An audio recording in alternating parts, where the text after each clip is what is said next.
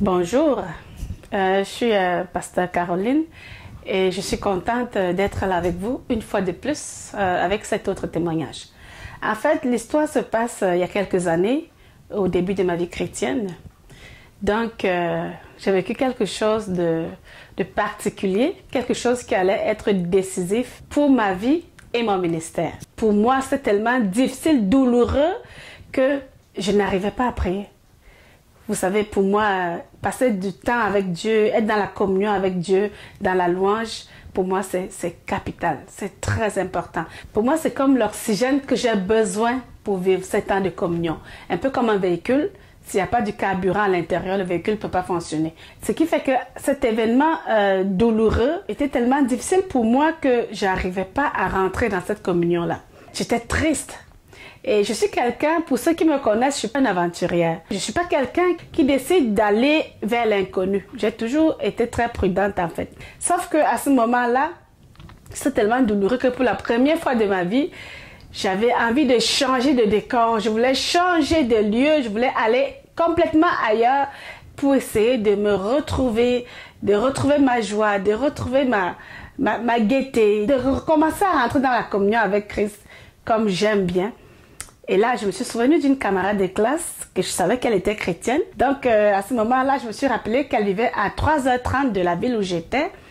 Et pour la première fois de ma vie, j'ai pris le risque de quitter ma zone de confort, donc mon lieu d'habitation où j'ai grandi, où j'ai toujours demeuré. Puis je l'ai appelée, elle était là, elle était d'accord que je vienne chez elle. J'ai pris le bus, je suis allée chez elle. Puis quand je suis arrivée chez elle, j'étais une bénédiction pour elle, puis elle aussi, elle a été une bénédiction pour moi parce que j'ai pu lui partager ce que je vivais. Et puis j'étais contente de voir qu'elle n'avait pas perdu sa foi, qu'elle était restée chrétienne depuis si longtemps. Ce qui m'amène à vous partager ce témoignage, c'est que je suis partie après mon travail, donc un vendredi soir. Et je devais rentrer le dimanche soir parce qu'il fallait que je travaille le lundi. Donc, le dimanche matin, j'étais tiraillée entre ma chair et mon esprit. Qu'est-ce que je fais? Mon esprit me disait, il faut que j'aille à l'église. Ma chair disait, il faut que je reste, que je vive ma douleur tranquillement. Mais j'aime tellement Dieu que depuis que je suis chrétienne, je ne me souviens pas un jour que j'ai manqué l'église le dimanche, à moins que je sois en vacances. Même quand je suis en vacances, on trouve le moyen de localiser une bonne église dans le coin ou d'écouter en direct, gloire à Dieu, notre église est en ligne sur Internet. On peut regarder les réunions en live grâce à la technologie. Merci Seigneur. Donc, alors, je me suis dit non, je ne veux pas écouter ma chair. Je vais aller à l'église parce que même si c'était douloureux pour moi, même si j'arrivais pas à prier, même si j'arrivais pas à louer, j'aimais Dieu. J'aimais Dieu. Je savais que ce n'était pas à cause de lui que je vivais ce que je vivais. Donc, je me suis dit, je vais quand même aller dans la maison de Dieu. Je vais aller m'asseoir. Puis, Dieu va me guérir. Dieu va me restaurer. Je m'attendais à lui pour qu'il fasse quelque chose. Et là, j'ai localisé mon église dans cette ville-là. Je suis allée. C'était une église de 2000 personnes. Je me suis assise. Moi, ce qui m'intéressait, c'était d'être dans la présence de Dieu. C'était un dimanche matin. Le dimanche matin, il faut qu'on aille louer dans la grande assemblée. C'est ce que la Bible dit. Comme David disait dans le psaume 35, 18, « Je te louerai dans la grande assemblée, je te célébrerai parmi un peuple nombreux. » Donc, je me suis levée, je suis allée à l'église, incognito, et là, j'étais prête à recevoir du Seigneur. J'étais assise, mais sérieusement, mon esprit était loin. J'étais là parce qu'il fallait que je sois là. Et à un moment donné, quand le pasteur prêchait, je l'ai entendu dire une parole. Et c'est grâce à cette parole qu'aujourd'hui, je peux être dans mon ministère. Et ce pasteur ne sait même pas ce qu'il a fait pour moi parce que après l'église, je suis sortie. Mais il a dit une parole. Il va arriver un moment dans votre vie où vous n'aurez pas la force de prier, vous n'aurez pas la force de vous rapprocher de Dieu. Ce sera difficile pour vous. Vous n'arriverez pas à prendre la décision de rentrer dans la présence de Dieu.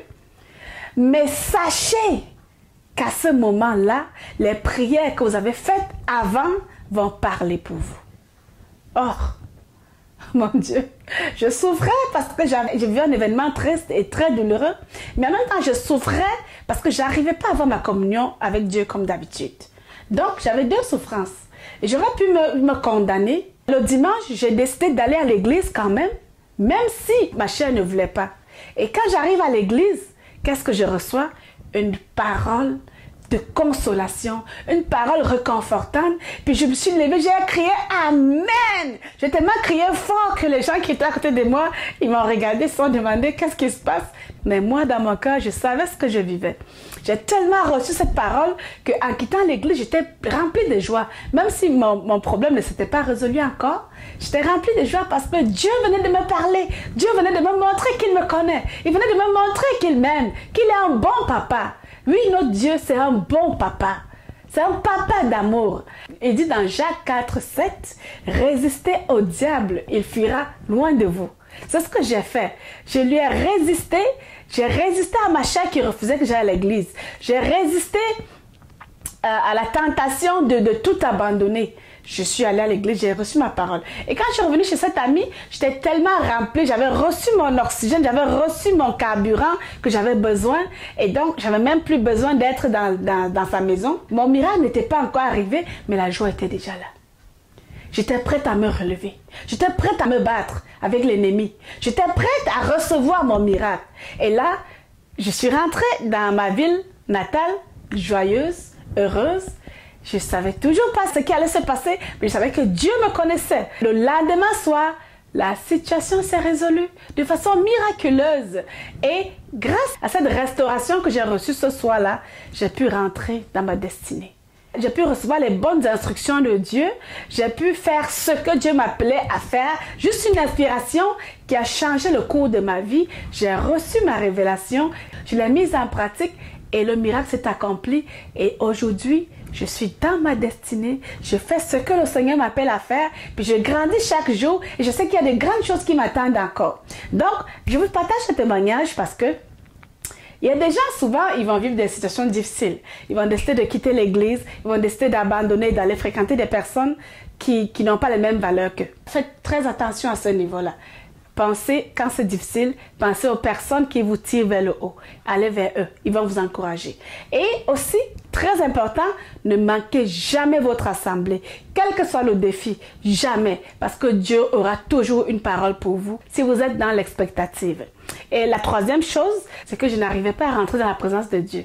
J'arrivais pas à prier. Donc, si vous avez l'impression, vous qui m'écoutez, que ok, il y a un moment, j'arrive pas à prier, j'arrive pas à louer Dieu, j'arrive pas à avoir un moment de communion avec Dieu comme je voudrais, et du coup, vous vous découragez, vous abandonnez. Vous savez, ça commence comme ça graduellement. Vous abandonnez un petit peu, un petit peu, un petit peu. À un moment donné, vous avez tout abandonné et vous allez tout perdre. Vous redevenez une proie facile pour les loups, parce que c'est ce que les loups aiment. Diviser la bergerie et prendre les brebis isolées. Donc, ne soyez pas une brebis isolée.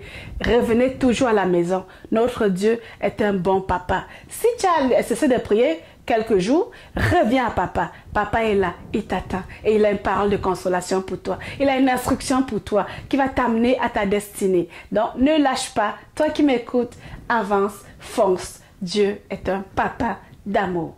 Je l'ai expérimenté et toi aussi, tu peux l'expérimenter. Sois béni.